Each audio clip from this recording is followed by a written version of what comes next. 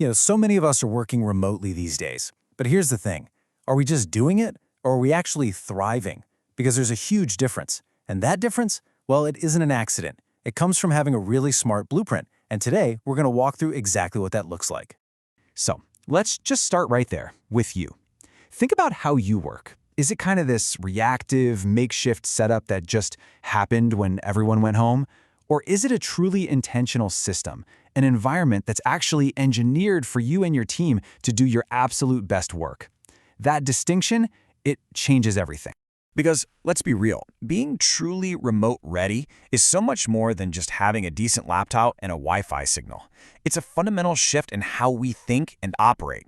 And the real foundation isn't the tech at all. It's built on three really human principles: crystal clear communication, a deep culture of trust, and being incredibly intentional about how you all work together. And that intentionality, that brings us right to our first pillar, choosing systems over spontaneity. Think about it. In an office, so much collaboration is pure chance. You overhear a conversation, you bump into someone in the hallway. When you're remote, all of that disappears. So you have to replace that randomness with something way more reliable, intentional systems built for collaboration. This really shows you what that shift looks like in practice. You're moving away from relying on those informal fly-by-night chats to a system where progress is concrete, it's visible. Decisions actually get written down. Everyone knows exactly who owns what, and the goals are shared for all to see. It's not less collaborative, it's just intentionally collaborative. Oh man, this quote just nails that mindset shifts perfectly. In a really high-performing remote team, the first instinct isn't to book another meeting. It's to ask, hey, can we solve this really clearly in writing first? That simple change respects everyone's time to focus, and better yet, it creates a searchable record of how you solved the problem. This focus on doing things on purpose naturally leads us to our second pillar, which is rethinking what productivity even is. Without being able to see people working in an office, how do we know we're getting things done? Well, it means we have to completely shift from monitoring people's online presence to actually measuring their progress. So let's get a new definition on the books. True remote productivity has absolutely nothing to do with whether that little status light next to your name is green. It's all about creating an environment that lets people do deep, focused work and deliver amazing results. It's about the quality of the output, not the performance of looking busy. And one of the biggest killers of that focus is something I bet we've all felt: tool overload. You know the feeling, right? You've got a dozen different apps, they're all pinging you, no one knows what tool to use for what, and information is just scattered everywhere. You end up spending way more time just looking for stuff than actually working. The tech starts working against you. But the solution here is actually beautiful in its simplicity. Define your tools stack. That's it. The best teams have one main place for talking, one single source of truth for all their documents, and one clear system for tracking who's doing what. When everyone knows exactly where to go for everything, things just click. The friction just melts away. Okay, but even the most perfect systems and tools will totally fall apart without the most important piece of the puzzle, the culture.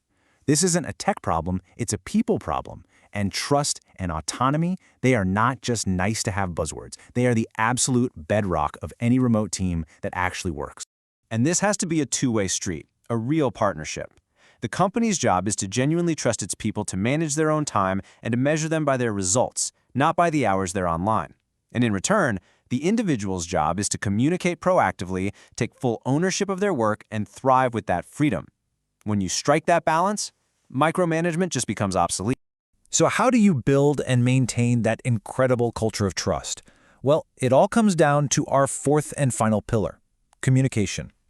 Seriously, if collaboration is the engine of remote work, then clear communication is the high-octane fuel that makes the whole thing run. Every single thing we've talked about so far is powered by it. And look, great remote communication is a skill you have to develop. You lose all the nuance of body language and tone of voice, so you have to overcompensate by being incredibly clear and respectful. That means giving people context so they're not left guessing, writing things down, and always ending a conversation with the summary of what was decided and what happens next. This simple discipline prevents so many problems before they can even start. So why bother with all this? Why put in all this effort to architect your virtual workspace? Because when you get these four pillars right, your systems, your definition of productivity, your culture, and your communication, the payoff isn't small. It is massive. And it's a win for absolutely everyone. And the benefits really are mutual. For companies, suddenly you're not limited by geography. You can hire the best person for the job wherever they are in the world. For teams, that naturally leads to more diversity, more perspectives, more creativity. And for employees, you get the ultimate prize. Real flexibility to build a life, not just a career, without ever having to sacrifice your performance. When it all comes down to it, that's the core takeaway. This isn't about working less or finding ways to slack off. It's a strategic move toward a more focused, more intentional, and frankly, a more effective way of working that gets better results for everybody. So I'm going to leave you with this one question to think about. Is your workspace just designed for presence, basically to mimic an office online? Or is it truly engineered for performance? Because by focusing on those intentional systems, by rethinking productivity, building a culture of trust, and mastering clear communication, you can build a remote environment where people don't just work, they absolutely thrive.